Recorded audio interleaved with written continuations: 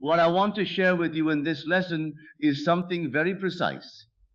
I want to talk to you about the difference between wishing for something and knowing that it is already yours. That difference, that single quiet distinction, is the reason some people move through life watching their desires come to pass, and others spend entire lifetimes asking and waiting and never quite arriving. So let us sit with that for a moment. Let us begin there. You have wanted things. I know you have. Every person listening to me right now has held something in their heart, some condition they wanted to see in their life, some good they were reaching toward, and they have held it the way you hold a wish, with hope, with longing, with that particular kind of ache that comes from wanting something and not yet having it. And I want you to notice that feeling right now, not to dwell in it, but to recognize it, because that feeling, that reaching, that hoping, that wishing is the very thing I want to talk to you about tonight. Because wishing, my friends, is not the same as knowing. And the moment you understand the difference, truly understand it, not as an idea, but as a lived experience in your own body, everything changes. Not gradually, not over time. It changes the way the sky changes when the sun rises. One moment it is dark, and then it is not. Now I want to tell you about the mistake, because there is a mistake that nearly everyone makes, and it is a very understandable one, and I want you to feel completely seen as I describe it to you. When a person wants something they do not yet have, the natural movement of the mind is to think about it from the outside, to imagine it as something in the distance, something approaching, something that is, as of this moment, not here. They think, I hope this comes. I believe it can happen. I am trying to have faith that one day this will be mine. And in saying those words, even the best of those words, they are standing at a window looking out at something they are not yet inside of. Do you recognize this? I want you to sit with that recognition, because the very grammar of hoping, the very structure of wishing, places the desired thing at a distance. When you hope for something, you are, by the nature of that word, admitting that it is not yet here. When you wish, you are standing on one side of a river, gesturing toward the other bank. And no matter how sincerely you gesture, no matter how beautiful your longing, the river remains between you and the thing you want. This is the mistake, not bad intention, not lack of effort, not insufficient desire.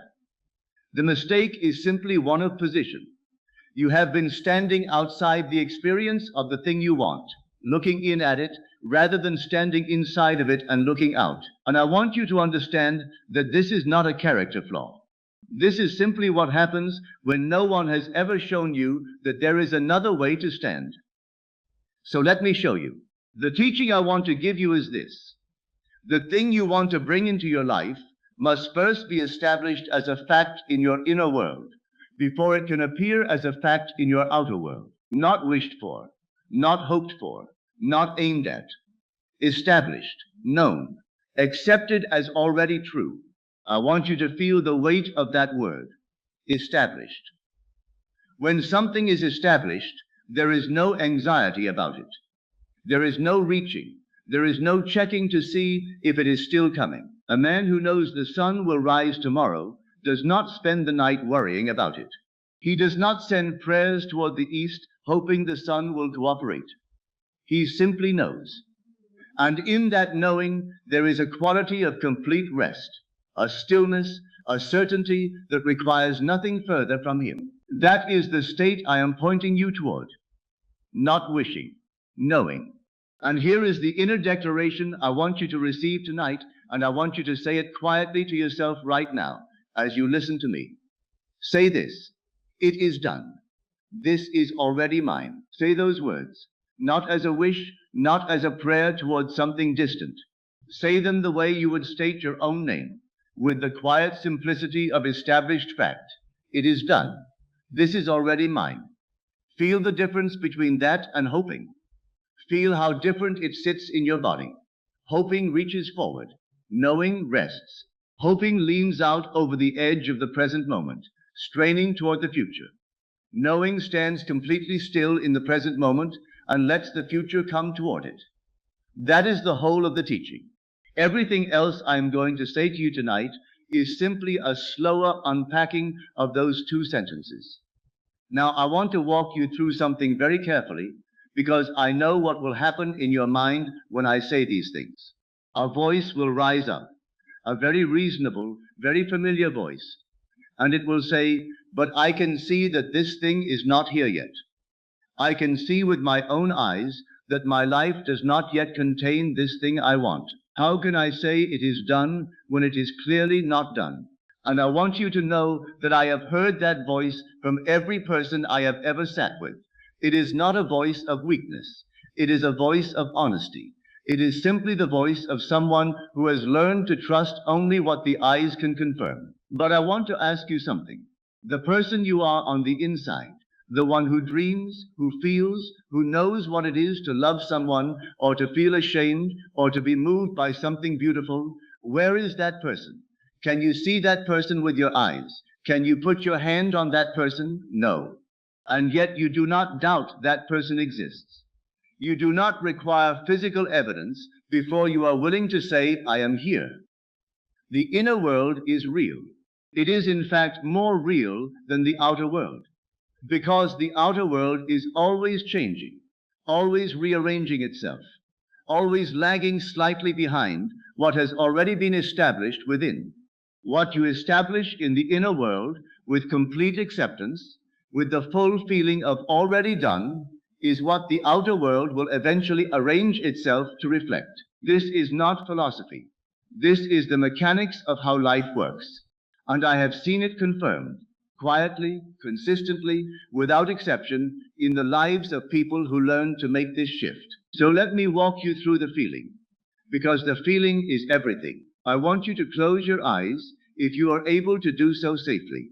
And if you cannot close them, I want you to soften them, let them go still and unfocused, and simply listen to my voice. Think about the thing you want, not as something distant, not as something you are hoping for. I want you to bring it close. Bring it so close that you are no longer thinking about it from a distance. You are inside of it. You are already living within the reality of it. Now I want you to ask yourself, how would I feel if this were already settled? Not if it came tomorrow, not if I believed it was on its way, but if right now, this moment, it was simply established and done. How would my body feel? Where would the tension go? What would the quality of my breathing be like? Notice, do you feel a release somewhere? A softening? A quality of rest that is different from the reaching you are used to? That release is not a feeling you are manufacturing. That release is what the truth feels like. That is the feeling of knowing rather than wishing. And I want you to stay there for a moment. Do not analyze it. Do not ask if you are doing it correctly. Just rest inside that feeling of settled completion. This is the state, right here. This quiet, resting, it is done quality. This is the state from which everything you want comes into being. Not from reaching, not from striving, from this. Say it again now, quietly, inside yourself. It is done. This is already mine. Let those words settle. Let them be simple and unhurried. You are not performing certainty. You are remembering it. Now there is another resistance that will come, and I want to address it directly, because I care about you getting this. Some of you will say, this sounds like pretending. This sounds like fooling myself. I am not a child who believes in wishes. I am an adult who lives in the real world. And in the real world, things do not simply appear because I decided to feel as though I have them. And I understand that completely. I respect that concern. It comes from a good place, from a desire to be honest and clear-eyed about life. But I want to gently offer you another way of looking at this. Everything that now exists in the outer world was first held as a certainty in someone's inner world. Every house ever built was first a known thing in the mind of someone who believed absolutely that it would be built. Every garden ever planted was first an established image in the imagination of someone who knew not hoped, not wished, but knew that it would grow. The inner certainty came first. The outer form followed. I am not asking you to pretend the outer world is different from what it is. I am asking you to do something far more powerful. I am asking you to establish the truth of your desire in the one place where you have complete authority, in your own inner world, and then to let the outer world catch up. The outer world always catches up. It cannot do otherwise. What you hold as established fact in the deepest part of your consciousness will, with absolute consistency, find its way into form. Not because of magic, not because the universe is granting wishes, because this is how creation works. The inner is always first, always. Now I want to give you something practical, something you can do tonight and every night, without effort and without discipline and without any special conditions being required. This is the nightly practice, and it is the simplest thing I know. As you are lying in your bed, in the last few moments before sleep takes you, in that soft, drowsy in-between state where the mind begins to let go, I want you to hold the feeling of your desire as an established fact, not the image of it necessarily, though that is welcome if it comes naturally. The feeling of it being done, the feeling of rest, of completion, of quiet satisfaction, the feeling you found tonight when I walked you through it. You do not need to work at this. You do not need to concentrate or force or repeat anything. Simply allow yourself to drift towards sleep while resting inside the feeling of already done. Let that be the last feeling you are conscious of as you fall asleep. That moment, the moment you cross from waking into sleep, is a moment of extraordinary creative power. What you are feeling in those last seconds before sleep is being received by the deepest part of your nature, the part of you that knows no limits and recognizes no impossibilities. And what you plant there in that fertile, accepting soil is what grows. Do this not with effort, but with ease.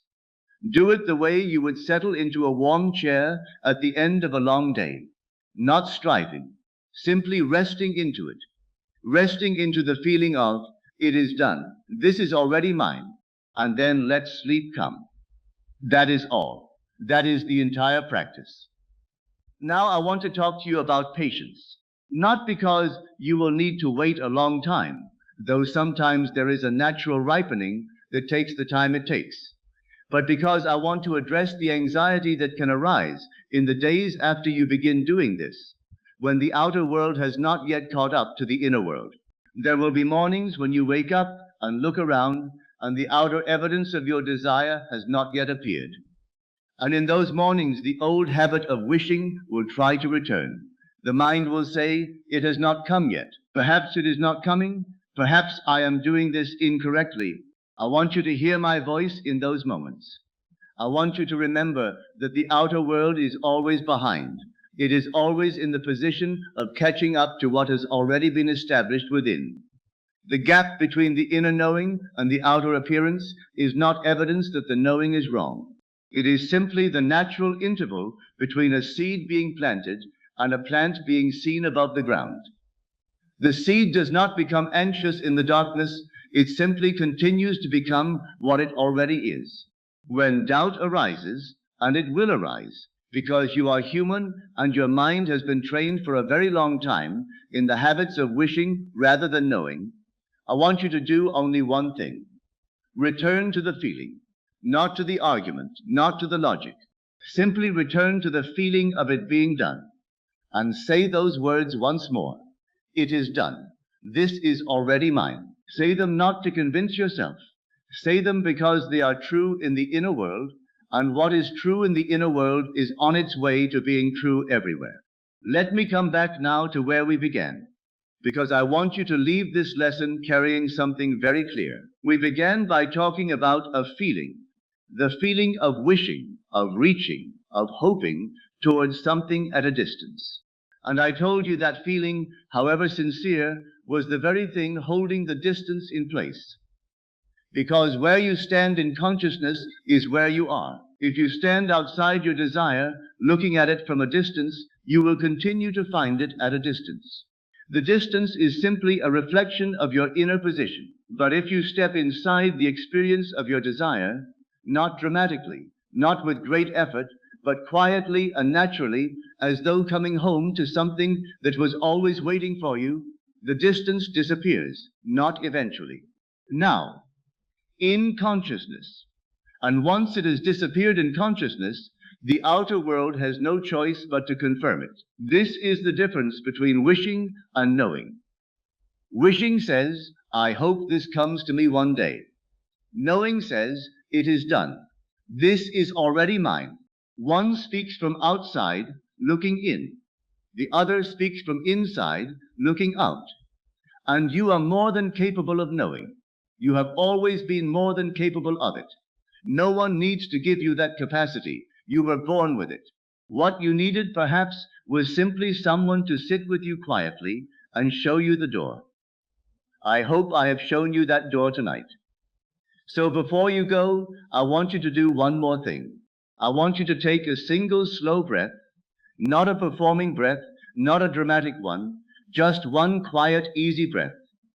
And on the out breath, I want you to let go of every effort you have been making, every reaching, every hoping, every anxious wishing. Just for this moment, let it all go. And in that space of letting go, I want you to hear those words one last time, not from me, but from somewhere very quiet inside yourself. It is done. This is already mine. Rest there just for a moment. Rest in the absolute stillness of that knowing. That stillness is not emptiness. That stillness is the place where everything comes from. And you are in it right now. Tonight, when you lie down and let sleep begin to come, return to this feeling, not as a practice, not as a technique, but simply as a truth that you have remembered. Let the last conscious moment of your day be that quiet, settled, unhurried certainty. And then sleep, and then watch. Not with anxiety, not with the checking habit that wishing leaves behind. Watch the way a gardener watches, with the quiet, certain pleasure of someone who has already planted, who already knows what is growing beneath the surface, who needs no convincing, who is simply waiting with peaceful confidence for what is already underway to arrive. You have always been the gardener. You have always had the seed. What I hope you have found tonight is the soil that was always there, the inner world, the place of establishment, the place of knowing, waiting for you to step into it and plant. Go gently, my friends, go quietly, and carry tonight's knowing with you into whatever comes next. This is the end of this lesson, my friends, and I'll see you next time.